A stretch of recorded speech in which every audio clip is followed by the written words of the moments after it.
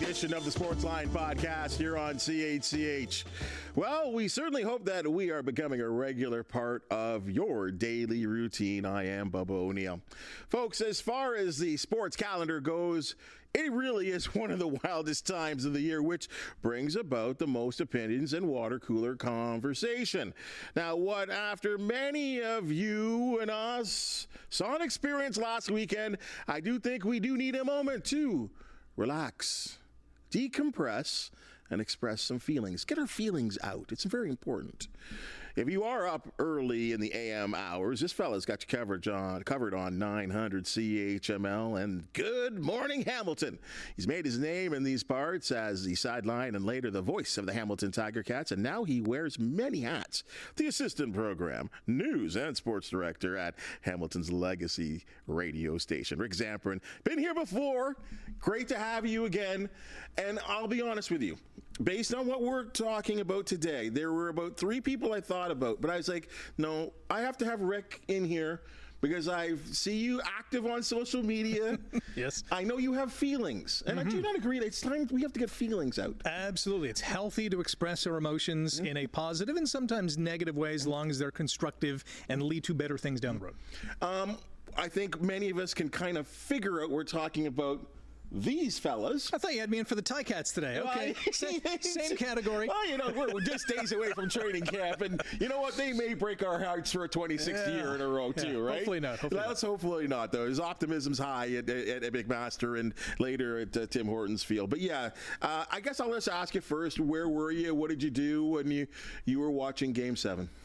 So I was at home with the kids. They were on one couch. I was on another. And, I thought about doing something bigger and going out. But, I've learned my lesson many times in the past where this team right over here that holds a dear place in my heart, time and time again has disappointed me. So I didn't want to have to drive home from an event having the thoughts of Game 7 and another loss kind of stewing in my mind. So, yeah, it was kind of low-key.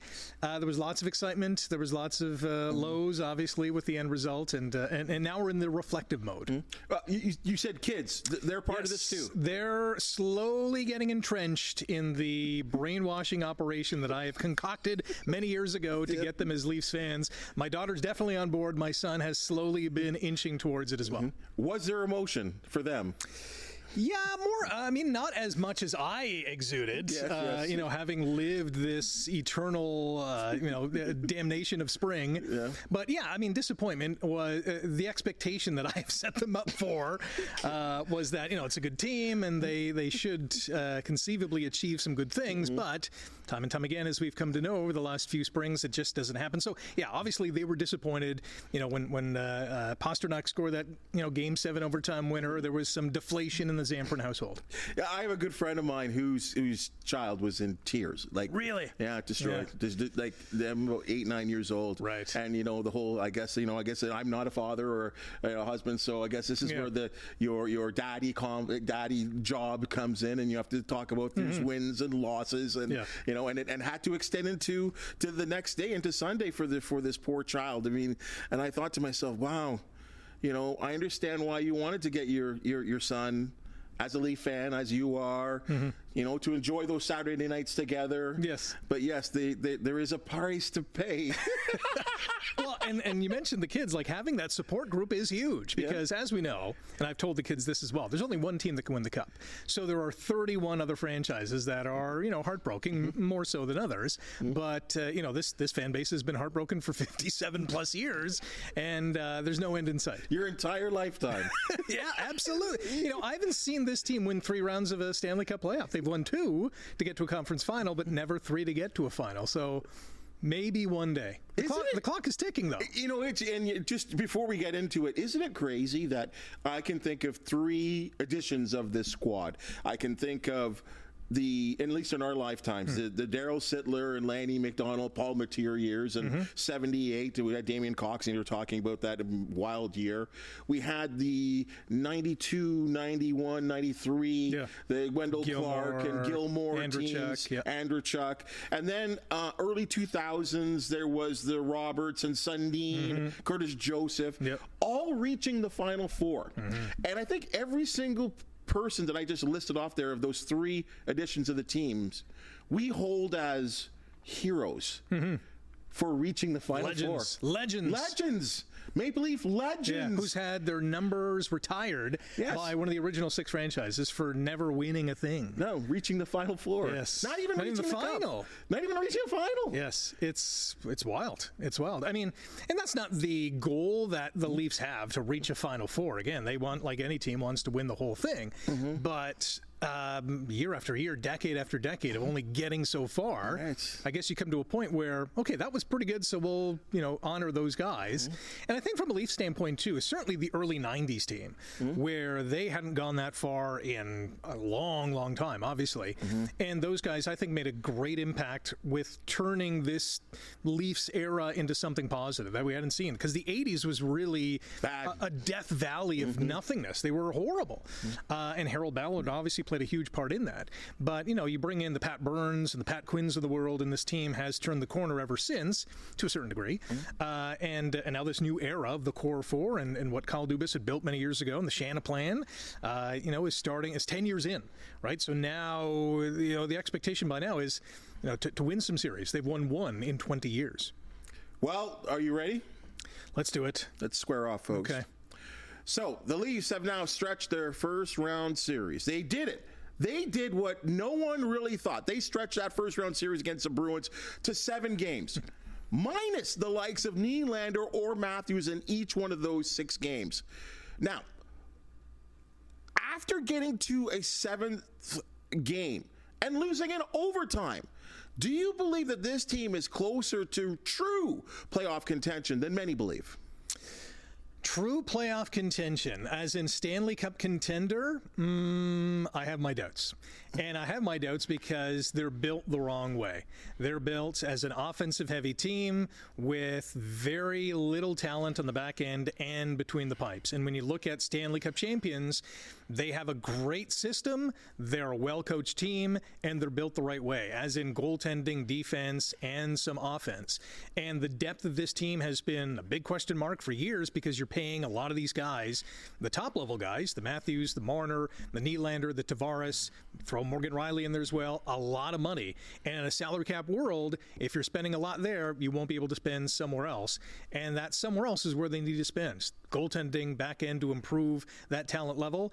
At the end of the day, this core group of players has not been able to get over the hump, and I don't expect that to change anytime soon. Well, when you take a look at, and this is where I give the new general manager, True Living, some credit, with the exception of one failure, the guy he got on from Dallas on the back end.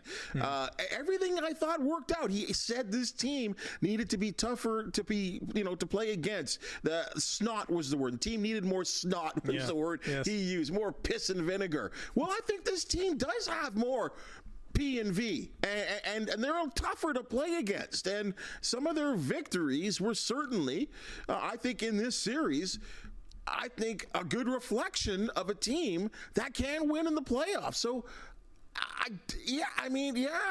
and let's be honest, too, the Bruins aren't your father's Bruins, right? I think that's fair. But yet, they fall short again. So, but I was impressed. I thought after what it was basically that Game 5 loss in Toronto, that was rock bottom.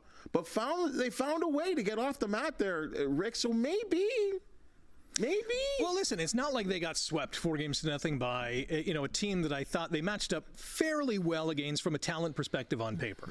At the end of the day, they went 7 games. The last 3 games were all 1-goal games. 2 of them were in overtime, and the last one happened to be in Game 7. If it wasn't for some missed assignments on that Pasternak winning goal, we might be talking about a Leafs miraculous Game 7 victory and coming back from 3 games to 1. Sadly, we're not. We're talking again about the core 4 and what's going to happen and what's going to happen with the coach and what's going to happen with the team and yada, yada, yada. And here we are back to square one again. But you know what? You don't think the injuries play a part? I mean, we're starting right now as we go to air right now. The players are talking, and we're starting to hear about the injuries to Matthews and what really derailed him. maybe if these guys are healthy, along with this new, tougher brand of hockey that this team are playing, maybe there is something there. Maybe they roll over the Bruins in 6 or 5. Could be. I mean, listen, every team's going to have injuries, and some of those injured guys do play. But if you have Matthews for all 7 games, you have Willie Nylander, who was on fire the last few games. He scored Toronto's last 3 goals of the series. If those 2 guys are healthy, if Joe Woll perhaps plays Game 7 because he got hurt and didn't play, maybe it's a different story. And they've been kind of hampered by the injury situation in previous playoff series. John Tavares gets knocked out and concussed in their series against Montreal in the bubble. Jake Muzzin goes down with an injury, a few years ago. There always seems to be a guy who's missing out of the lineup, and why that ultimately means the team doesn't advance is beyond me, because they have other good, solid depth guys. They just, for whatever reason, can't get over the hump. It's so frustrating. Well, on that mindset, it is, as I said, Monday, and Maple Leafs head coach Sheldon Keefe will address the media. And a lot of people thought he was going to get fired on the plane ride from Boston to Toronto. Or, let's be honest here, this is, your team, and you see them every single game. Is it surprising to you that he's still there? And are the failures of this club his fault? Well, I'll answer the first one. Yes and no. I'm not surprised that he hasn't been fired yet. And yes, I do think this is going to be a decision that they weigh heavily. And ultimately, I think that he's going to be let go. I don't have a crystal ball. It's just a gut feeling that I have. It's 5 years in. They haven't reached the second round as many times as they should have. They've done it once in the 5 years. As I mentioned, they've done it once in the last 20 years. But in Sheldon Keefe's 5 years, one playoff series win with that talent level, with that commitment from the front office, with it being in the biggest hockey mecca. It's a results-oriented business. The results have come in the regular season. 100 points each and every year. One of the dominating teams offensively in the league. Up until this past spring, a lethal power play. A team that was on the rise, and you thought, they could go deep in the playoffs. And yeah, Brad Treliving made some good moves in the offseason and bringing in guys like Max Domi and Tyler Bertuzzi, adding some sandpaper with Ryan Reeves, extending guys who, from a depth perspective, would help this team. But it hasn't translated into a series win. So I think my theory is that Sheldon Keefe is going to be the scapegoat that the Leafs point to say, this is the change we're going to make. The core 4 is going to stay as is, and here we go. Well, I think there's there's blame to go around everywhere. The one thing that is concerning to me that over his 5 years as the head coach is that home record during the postseason, which I believe is about 5-19. Like, I don't understand that. Like, it's crazy to me. With that said, he's not on the ice. Right? Yes, he's responsible for last change and, the rosters and that kind of thing in a sense. But, he doesn't want to lose games. And I think there's a lot of fingers to be pointed there, too. Mm-hmm. Here's another thing that mystifies me. Why is it when this coach calls out his players, and sometimes it goes in the media. Let's be honest, the guy's 10 minutes after a loss and he gets, drilled with questions and he's trying to be as honest as possible. But we've seen, him and Marner and Matthews had a kind of breakup a couple of seasons ago, and apparently they had to hash it out, and and it seemed like the club was running the coach, right? What is it with this team that we seem to have this imbalance? Because there are other teams out there where the coach speaks and everyone listens, and I don't think we're getting that in this team. The only other market I can point to that is somewhat similar, and it only happens to be one guy, would be Edmonton. I think Connor McDavid commands that weight, and when he speaks, Edmonton's front office kind of listens. When it comes to the Leafs, it seems, and these guys are now, I'm talking about the core 4, 26 to 30-ish. They should not be treated with kid gloves anymore. They've been in the league. They're professionals. They're getting paid 10, 11. In Austin Matthews' case next year, $13 million, the highest paid player in the league. From a head coaching perspective, you should not have to walk back comments because you think the players have taken it the wrong way, or you think the media has twisted it one way or another. When the head coach speaks, and certainly this should happen in Toronto, the players should listen and kind of follow that directive. And to, treat these guys with kid gloves at this point in their careers, like, come on, they've been in the league 6, 7, 8, 9, 10 years. It's time to grow up. It's time to produce when the chips are down, and that means playoff time. Yeah, you can get your 60-plus goals in the regular season, your 100-plus points. When the chips are down, are you performing in the playoffs when systems are tighter, not a lot of time and space? Can you get it done? They haven't proven that they can. There were a couple times this season he called his team immature. Yeah. Well, maybe they are immature, right? Like, they can't seem to take the criticism. When the heat is on, they have not produced over the years. And like I said, the record at home, interesting enough, the record at home is so poor, but yet this was the best road team in Maple Leaf history. Now, obviously, they play more games and, the three-point system, you can go on and on. But, I mean, the fact is a fact. This team produced more on the road than they ever have. And that, to me, is very interesting, too.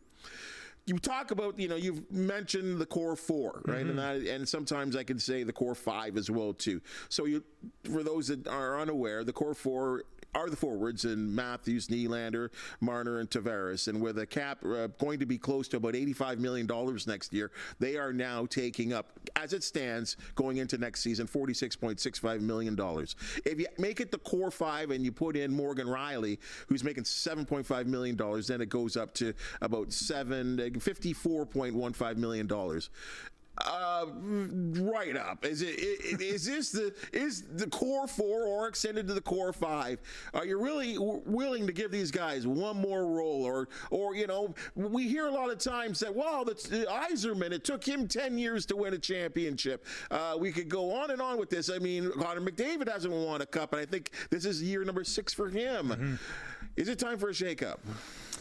I think it's time. The question is, will it be done? And I think it's time because, the proof's in the pudding, right? The definition of insanity is doing the same thing over and over and over and expecting different results. Well, they've done the same thing over and over and over with this core five, let's just call it, and the same thing has happened time and time again. First round exit, disappointment, Game 7 loss. They're 0-7 in Game 7s over the last number of years with these guys on the ice. And yeah, there's been injuries here and there, but at the end of the day, they haven't produced. So should they change? Absolutely. Will they change? No. I have my doubts because really, if Sheldon Keefe is fired, that is Brad Treliving's excuse, mantra, whatever the case is, of saying, yeah, this is the change that we need. We need a new voice. We believe in these guys. Look what we've done in the last 3 games. We were so close. We're going to, I'm not sure he's going to say we're going to run it back, but this is what they're going, I can see it now. So close to what? Winning a first-round series? Well, and there's still 3 more to go. Absolutely. And here's the issue that Brad Treliving has, is that all 4 of those guys, and throw in Morgan Riley as well, have no move clauses. So where are you going to trade them? They have to say, yeah, okay, I want out of the hockey mecca in the NHL, and I'll go to Utah, Seattle, Nashville, whatever the case is. I don't see any of those guys saying, yeah, I'll leave. They want to stay and they want to win in Toronto. The fact of the matter is, it's just not happening. So I think Treliving's hands are tied. I think you're kind of pointing at one player in particular because you can't move Matthews. Okay, the guy scored 69 goals. Yeah. Nylander had scored he was the most productive guy in the postseason, and the guy had migraines and couldn't see for 3 games. Tavares is interesting to me because of his age. Mm-hmm. They kind of had to overplay like everyone has to do in the summer during free agency. Yep. He got more than his value was, but he did establish himself over a period of years with the Islanders, and that was the reason why they pay him what they pay him. Mm-hmm. There's Mitch Marner, who will be a restricted free agent at $10.9 million a season. He's got 1 season left. He'll be attractive, whether he produces or not, or whether he's an East-West player, and I always say, you got to pay for goals. This is why I always said you got to keep Nylander and not Marner, because to me, you got to pay for goals, not assists. He will be attractive to someone out there, maybe more than half the league. What do you think? Yes. Number one, he is the most tradable guy of those 5. I don't see too many teams dipping into their wallets, even to pay half the salary for a guy like Tavares or even a Morgan Riley, although, he would be a serviceable number 2 or number 3 on most NHL teams. He's certainly not a number 1, and is probably miscast as a number 1 with the Leafs as well. Tavares, virtually untradeable. He's on the wrong side of 30 now. He's not producing at a point per game in terms of his, playoff prowess. Marner is the most tradable guy, knowing that he's got 1 year left on his deal. usually free agents or would-be free agents in their last contract years have big years. But the fact of the matter is he's on the good side of 30. He has proven to be a point-a-game guy. He's good on the power play. He kills penalties, much more versatile than John Tavares. It's going to be up to him. Does he want to leave? Or will Brad Treliving somehow, some way convince him that he has to leave? Well, they could make it real rough on him. If he doesn't want to leave, Sure. you know, they could say, we're going to pay you, but we'll throw you up in the rafters from watching 82 games if you so like. It's tricky because you know, and I know, wherever he goes, he's going to be good. Mm-hmm. But maybe a guy like that, Toronto guy, Toronto Maple Leaf, London Knight, a certain amount of kind of got things always his way. And I talked to you about the thing about Sheldon Keefe calling him out. And the next thing you know, he's getting an apology from the head coach for being called out. Yeah. Maybe, I don't know. I mean, again, with Treliving going in there, he doesn't know anybody anything. Mm-hmm. But I think at some point, and you talked about the fact that I think Morgan Riley needs to be there. I think, you know what, I would give him the seat over Matthews. That's me personally. Yes, absolutely. I really would. But this team needs help on defense, right? And as much as Joe Woll has been outstanding at times with the Maple Leafs, he's also shown an ability, or at least an unfortunate reality, that he gets hurt a lot. Mm-hmm. This includes, for people that look further back at his card, like a lot of games missed in the Marlies as well, too. Yeah. Yeah, listen, a talented guy, but if he's not on the ice, what good is he? Like any player who's hurt, whether it's hockey, baseball, football, basketball, you name the sport, if they're not playing because they're hurt, their worth is diminished. And, you know, he's got one more year on his deal. He's going to have a good, I hope, solid, healthy season to prove that he can be that guy. Let's not forget Dennis Hildeby is with the Marlies and is another guy who's kind of coming up. But if Woll can stay healthy, I mean, this is a team that's going to have to turn the page and say, right, we're going to need something else. You look at the free agent goaltending list, though, and there's nothing. Like, literally, there's not a lot to choose from. So this Leafs team is going to have to either, reward Ilya Samsonov for his another year of Sammy for his hot streak after the reset, or say, listen, we're going to bite the bullet and get someone entirely new. That's going to be really interesting. We say shake up, and one name has escaped our conversation. I will just say his name, and you can run with it. Okay. Brendan Shanahan. The Shanaplan. Yes, I mean, he's been there 10 years now. And from a business standpoint, MLSE, and let's not forget, he's in charge of MLSE. It's not just the Toronto Maple Leafs. From a business standpoint, this franchise has done wonderfully well. And you could say that probably with any president in that situation, the team is going to do well, just because of the market, the history, the fandom. But from an Argos, a Toronto FC, a Toronto Raptors standpoint, the business component, he's done very well. So, I mean, that's worth something. Keith Pelly's the new, CEO, the guy in charge of the whole kit and caboodle when it comes to MLSE. I'm sure he's analyzing and has been analyzing over the last couple of weeks, the Shanahan plan and what Brendan Shanahan brings to the organization. Would I be surprised if he was let go? No, because, again, it's been 10 years, and he might, in his own mind think, okay, I've had a good run, the team needs another voice, or the teams need another voice, I'm on my way out. But I think he's going to have to be pushed out. I don't think he's going to fall on his sword. Panthers ranked number 1, Oilers number 2, Rangers and Stars tied for 3rd. I'm talking about the odds, folks, for the win the Stanley Cup. Hurricanes 4, Avalanche surprisingly 5, based on their goaltending probably. Bruins 6, and the Canucks, again, probably based on their goaltending, ranked number 7. Who's your Stanley Cup favorite from here on in? Well, at the start of the playoffs, I picked Dallas. I think they're a balanced team. Big fan of Jake Ottinger. They all played very well in Game 7 against Vegas. Whenever you dethrone the defending champs, you're doing something right. I think they're just a well-coached team, a well-rounded team, so I like them. Although, Colorado's pretty good. And I know their goaltender, Georgiev, isn't, all-world. But, at certain points in that series against Winnipeg, he was all-world and had to be. But when you're scoring 5, 6, 7 goals a game, who cares about goaltending, right? Like, the Leafs would love to have that kind of production. But at the end of the day, that Colorado team is going to be dangerous. Edmonton and their special teams, I mean, there were 145 when you combine their power play, which is clicking at 45%, and killed every penalty that they took in their first-round series against L.A. So I really like those two teams. But if I'm picking it's not really a dark horse because of the President's Trophy winning New York Rangers. I mean, you talk about Panarin and Zibanejad and Trocheck and Trouba on the back end and Shesterkin between the pipes. They are a complete team, and I can see them going all the way. If I had to pick right now, Rangers, Colorado final, and maybe the Rangers win. Wow, that's an interesting pick there. And you're right, the Rangers, the blue shirts are balanced everywhere. Laviolette is a great coach who's been there before, won a cup, has taken a number of cups to deep in the postseason. Fox is just it's weird. He's won a Norris Trophy, but yet a lot of people don't know about him, right? And he plays in New York, which is crazy. Yeah, he plays in New York. I mean, all he does is just rack up points and play solid defense. You're right on that pick as well, too. But I like the Florida Panthers. I really do. I think they got an element of physical that they play really hard. They have, I think, a 50-goal scorer. They provide the scoring. It's balanced on two lines. They're kind of built on that top six, bottom six sort of mentality. And the most important part that for some reason I don't understand why this Bobrovsky gets hot at the right time every single year. And I think it. Can I say this too? I think it's important to that market to win a Stanley Cup too.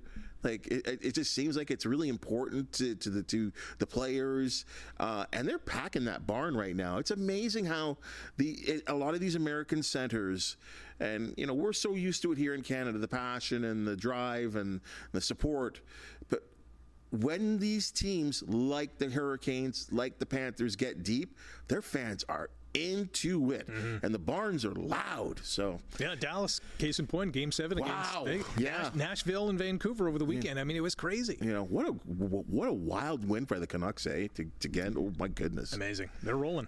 Bo Bichette. He's played 32 games so far this season. It's early. Yeah, he's batting .195 with an on-base percentage of .254. If you put together the newfangled stats, and a lot of you guys are into OPS, .530. That's horrible, folks. And he's gone deep once. One home run. Is there something wrong with Bo Bichette? I would say yes.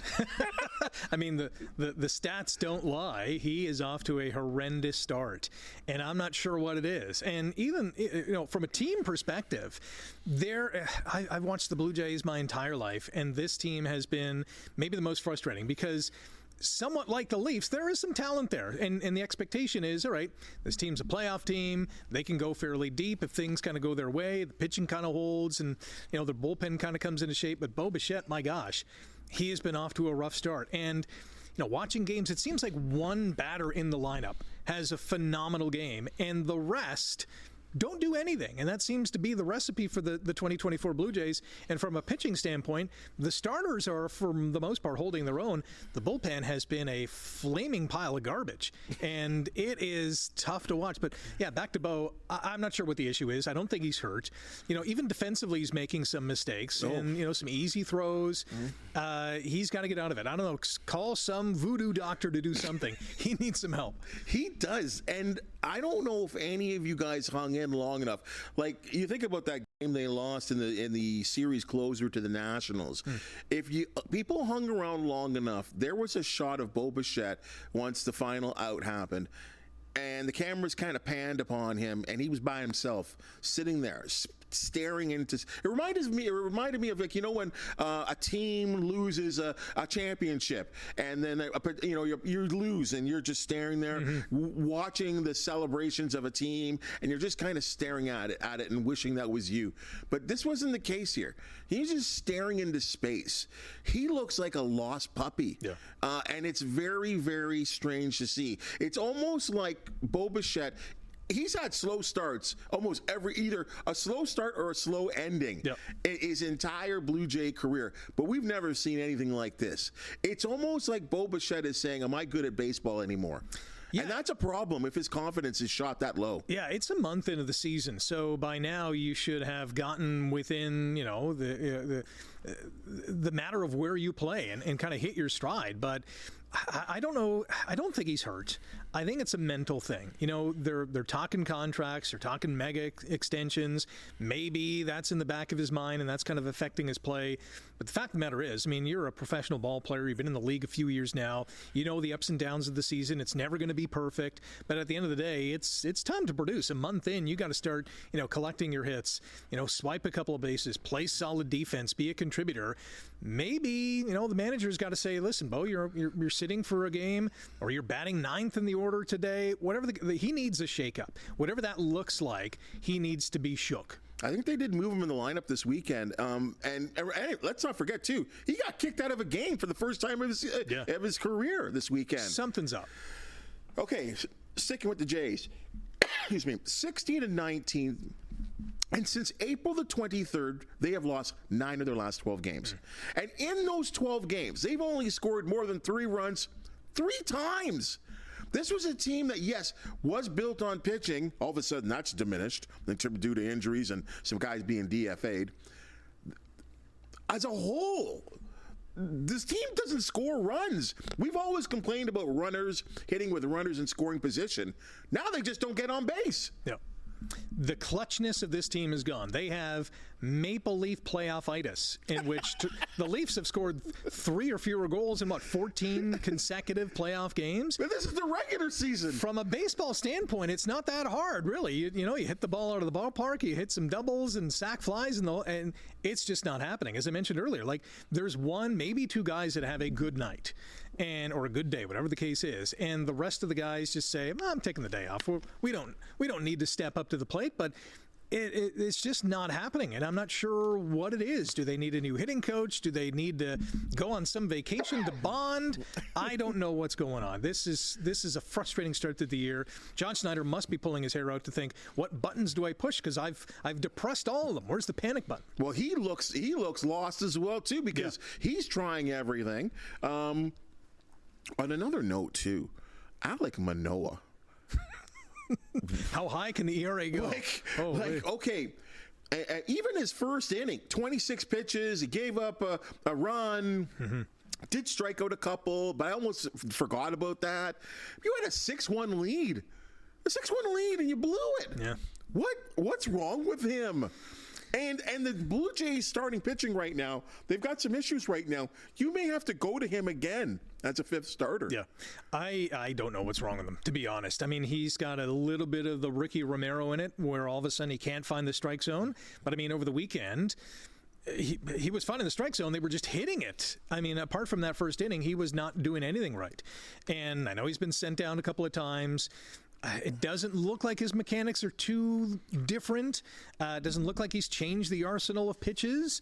Maybe it's the headspace. Clearly, there's something going wrong up there. But at the end of the day, he's just not getting the results that we saw early on in his career. And it was so exciting because there was Cy Young talk. There was All-Star game pitching performances. And now it's like, is he able to stay in the league? And from an injury standpoint, yeah, they're going to need him. They need him to eat up some innings. And hopefully, fingers crossed, find his game. I'm not sure how he's going to get there. He looks completely lost. Another Blue Jay who looks completely lost. And I'm not a pitching coach or whatever, but I mean, and I played the game for a number of years, but as a kid, right? But there's a couple of things that I watch when I watch him. Remember his good, like you said, when he finished 3rd in the Cy Young, he was sitting there, and he's not a guy that goes into the windup, pitches from the stretch. He would sit there, and the big fella would just rear back and throw hard. Those 2 home runs that he got taken out of the park, and again, that's a deep park over there in Washington, 81 miles an hour. Who are you fooling with that 81 mile an hour slider? It's just shocking to me. Yeah. He doesn't look gutty. He doesn't look tough. He was that bulldog appearance and approach. And his pitching reflected that. It almost makes me wonder. Remember all the talking that he did in that first year or two? I can't remember who. Was it Veritek? Was it someone at the Boston Red Sox he got into a verbal war with? And now it's almost like it's all come back to haunt him in a way. It's really not that easy. His swagger is not the same, right? Early on in his career, he was going out there to strike you out or get you out somehow, and he would win the ball game. And The last couple of seasons, it's been a tire fire. Sad. Last week in basketball now, we go to NBA. Last week, the LA Lakers were eliminated from the postseason. Real tough series, actually. And they fired their head coach, Darvin Ham. Again, real tough series. They got to a conference final the year before. So this means that the team will be seeking their fourth head coach since LeBron landed in LA since 2018, with Luke Walton and Frank Vogel also being the guys. This is actually in his 20-year career, 21 seasons. They'll be looking for a 10th head coach under LeBron. Is there a problem here? Yeah, the problem is LeBron. He doesn't like everybody. Why doesn't he just become the head coach / player? What happened to that position? Coach / player. I think it would be phenomenal. I think he would be good at it. But yeah, there's definitely a problem. If things don't go well, LeBron wants change, demands change. And listen, I mean, he's been in the league almost 2 decades now. Next season will be year number 20. And, he has a voice, one of the greatest players of all time, certainly the greatest of his generation. And he, commands that weight in the upper offices. Here's a guy who's one day, I think, going to own an NBA team and will, be able to make these decisions on his own. But I think, his input in the process is duly noted. Doesn't it seem strange to you? Think of all the greats of the game. I think of Michael Jordan. How many managers or coaches did Michael Jordan have? Not to make the Michael Jordan and LeBron comparison. Yeah, absolutely. But it's true, though. He had one coach for most of his career, for the most part, till he went to Washington. Or actually, he had a couple in the early days before Phil came. But, when those guys got whacked, it wasn't because MJ said so. Yeah. I think, and now switch sports. I mean, I don't know, Muhammad Ali had one manager, his entire guy, one quarter, man, is one voice to listen to for all the almost 30 years of boxing. Like, you go on and on. Like, how can you be, I understand you're one of the greatest players of the game, but isn't it your job to play the game? Yeah. The other thing I think of, too, is this LeBron's way of building in listen, we failed, so this is the change we need to make. And, not necessarily don't look at me or look at the players, but this is the easiest change we could do as well, right? It's always easier to fire the coach as opposed to getting rid of a bunch of players. And in the NBA, there's only so many players you can get rid of. But I think this is a little part of him saying, the only way we're going to move forward is if we change the voice in the locker room. Not necessarily saying that's the right decision. Okay, I respect that, and especially if we talk about the Leafs off the top here. Yes, and they went many years to the well with the same guy. Well, I mean, Darvin Ham just got there. Yeah. He just got his family and bought a house and should be comfortable there. And the team made the playoffs. And really, are the Lakers, other than him and AD, any good? Probably not that good, right? I just feel like over the last half of his career, and this extends, I think, to more than just the coaches. He's like the de facto GM. Like, I don't want to play with this guy. This guy's not working out. And I agree that the best players of the game should have a voice within the organization of saying, hey, LeBron, what do you think we need? What do we need? What do you think? Or what do you need to be successful? But, I mean, come on. Like, I think I said, what did I say, 9 in 20 years? It's one every other year. It's insane. And it's not like Denver's pushovers, like they're the defending champs, right? So it's not like you lost. And, the Lakers being a play-in team, it's not like he lost to the 8th seed. He lost to one of the top dogs in the Western Conference. Local. Now that the Rock have been eliminated, shockingly, from the playoffs, swept by the rival Buffalo Bandits, it appears that the final sporting event has been played at Cops Coliseum, First Ontario Place, whatever you want to call it. Renovations are probably going to start fairly soon. And from what we're hearing from the Oakview group, completed maybe in late 2025. And I think that's a little ambitious, but what do I know about construction? Sounds like they do want a hockey team, though it sounds like they want a lot of concerts. I would think the only options are 3 leagues. I would think that the OHL, the Ontario Hockey League, I think there would have to be some concessions made with the guy that ran your Bulldogs franchise that now is in Brantford. An American Hockey League team, or is the National Hockey League coming to Hamilton? Don't say it, Bubba. I have to You say just said it. I did. Well, Of those three, I would say the AHL might be the best bet, although I don't know if that's the best fit. Listen, this all is going to hinge on Michael Andlauer through territorial rights. He has the final say in terms of whether a team can stay there. Mr. Andlauer might say, hey, listen, we had a good run in Brantford. Now that this arena is done, we will move the Brantford, now once again Hamilton Bulldogs, back to First Ontario Centre. Or he could just say, I love Brantford and we're going to stay there. Or he can go to this new arena proposal in the Aldershot area and become the Burlington Bulldogs, whatever they're going to be called. At the end of the day, First Ontario Centre, as they're pitching it, this Oakview group, as a concert first kind of venue, really limits when you can play. You can't host a hockey game in the afternoon and have a concert at night. It just doesn't work that way. Mm-hmm. So how many midweek games are going to be scheduled? When you look at the OHL, not a lot. The AHL, yeah, you can do some, but most of them are on the weekend. National Hockey League, yeah, forget about it. At least one has got to be on a weekend. So I really don't see any team, unless perhaps it's an East Coast Hockey League team coming to Hamilton, and I don't think the fans want to see that. Don't say that. Don't say More that. More likely than an NHL team. Come on. I mean, come on. Like, you want your franchise to hang around for a little bit. Yeah. Right? You remember, you've been around in those days, in the American Hockey League days, for some of those Tuesday night games that drew how many? Mm-hmm. Right? Hey, when the Bulldogs, and I'm talking about the AHL version, were doing well and reached some Calder Cup finals, I think 2 or 3 that they reached, the 2 early and then obviously the 1 late. They did well when the postseason started. Yeah. And went through, and they made that incredible run a couple of years, 2008 and won the Carey Price teams. But the support during the week, not good. And I've always said this, Rick. Hear me out. The American Hockey League is that development league right below the National Hockey League, and it's been, and the HL, it's been around for years. So give it credit. It's needed. You have to have a farm team for the NHL. So this will always exist. I'm not trying to say it's not going to exist. But what is the prime directive of every player that is on one of those rosters, Rick? Get to the NHL. Thank you. You don't want to be here. These guys can't wait to get out of Hamilton. Where's that as fan association? Because there will be some veterans, some guys that, you know what, I want to remain in pro hockey, so I will play in the American Hockey League. I'm just not good enough to be there. So I understand that. But, like a Subban came here, couldn't wait to get out of here, and went back to Montreal. Same thing for Carey Price, a couple of years of development, and then went on to be the great goaltender that he ended up being with the Canadians.